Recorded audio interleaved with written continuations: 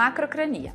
Bom, para falar sobre macrocrania, eu preciso primeiro explicar como que se mede de forma correta um perímetro cefálico. Então aqui eu tô com um molde, né, com meu bebê de molde. Eu tenho essa fitinha aqui para facilitar. Quem trabalha com bebê sabe que esse momento é um pouco complicado, porque eles ficam bastante irritadinhos na hora de fazer a aferição do perímetro cefálico. Bom, então qual que é a forma correta da gente fazer?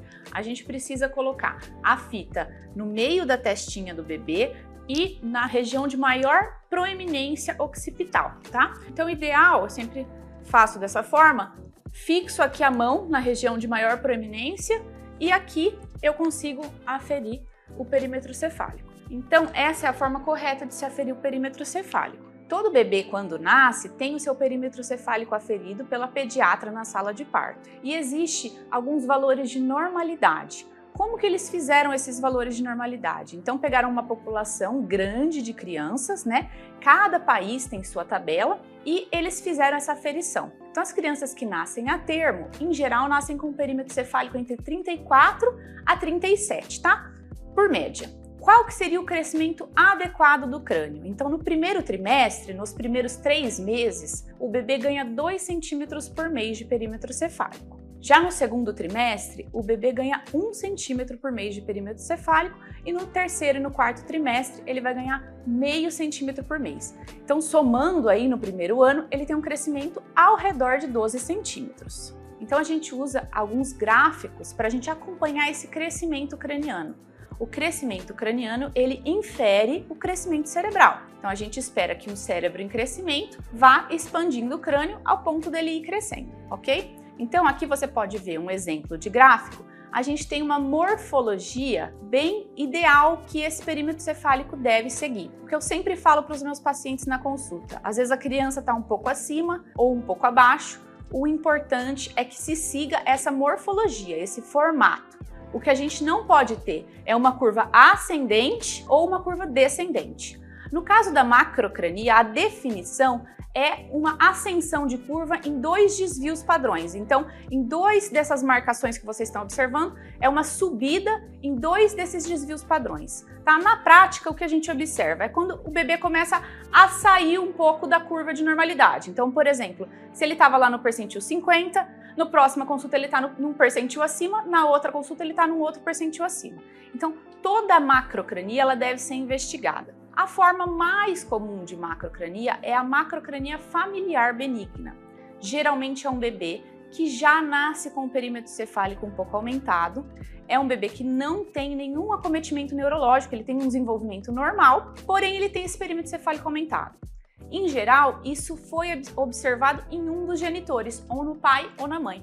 Nesses casos, a gente só faz o acompanhamento. E o que eu disse, o importante é o bebê estar pontuando dessa forma, estar fazendo essa morfologia arredondada de curva. Então vocês podem observar que nos primeiros meses a gente tem um crescimento maior do crânio e depois ele tende a ir diminuindo esse crescimento e entrando num certo platô. Bom, então depois da macrocrania familiar benigna, uma outra causa também não é tão comum, mas a gente aqui no consultório acaba pegando alguns casos, são bebês que por volta do 6º mês começam a desenvolver um aumento do perímetro cefálico. Por isso que é muito importante fazer o acompanhamento mensal com o pediatra. O pediatra faz essas aferições e coloca no gráfico. O pediatra começa a notar que o perímetro cefálico da criança está vindo um pouquinho aumentado, esse mês aumentou um pouco, aquele mês aumentou um pouco, então ao redor do 6º mês acontece, em geral, esse aumento.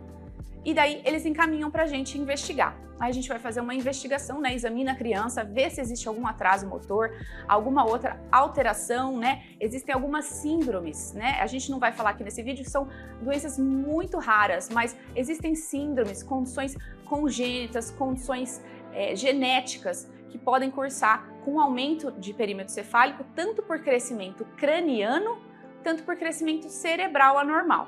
E nesses casos a criança, em geral, tem outros sinais e sintomas, então podem ter acometimento de pele, acometimento dos ossos. Mas uma outra forma que não é tão infrequente é a efusão subdural benigna ou hidrocefalia externa benigna. Tem vários termos para dizer a mesma coisa. O que acontece nessa condição?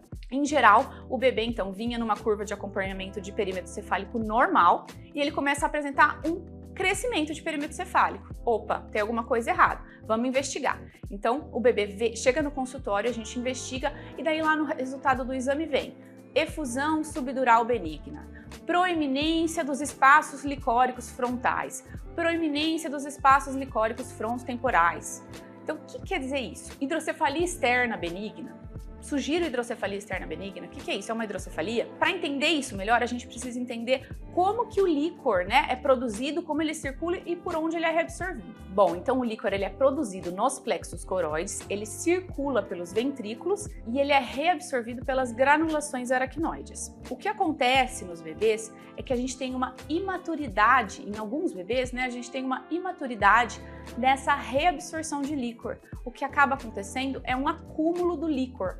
Claro que é um acúmulo gradual e muito lento, ao ponto de não dar sintomas de hipertensão intracraniana. Mas o que pode acontecer é esse líquor ir se acumulando, em geral ele se acumula na região frontal, frontotemporal, né? Então na tomografia ou na ressonância, o que a gente vai observar é um aumento desse espaço, né, líquido nessa região frontal e temporal, além da normalidade do que a gente já esperaria numa criança, né? Então o que a gente observa é esse aumento na região frontal, frontotemporal, esse acúmulo de líquor, claro, numa velocidade bem lenta, né?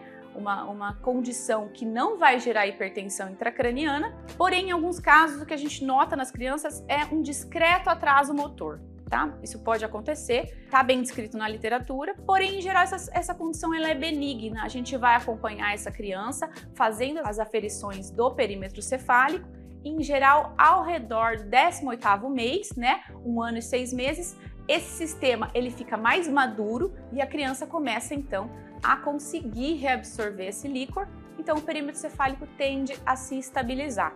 Então essa é uma condição que em geral a gente acompanha e não necessita de cirurgia. Em alguns casos em que esse perímetro cefálico começa a elevar-se de forma importante, né, de forma que deixe alterações estéticas na criança ou até apareçam sinais e sintomas de hipertensão intracraniana, nesse caso a gente faz uma cirurgia de derivação, tá? Dessa região frontal para o peritônio, similar à derivação ventrículo-peritoneal. Então, se você já teve no diagnóstico do seu filho ou da sua filha esse achado, né, que na hora que a gente pega a tomografia, a ressonância, a gente fica desesperado. O que é isso? Hidrocefalia externa benigna? Efusão subdural benigna?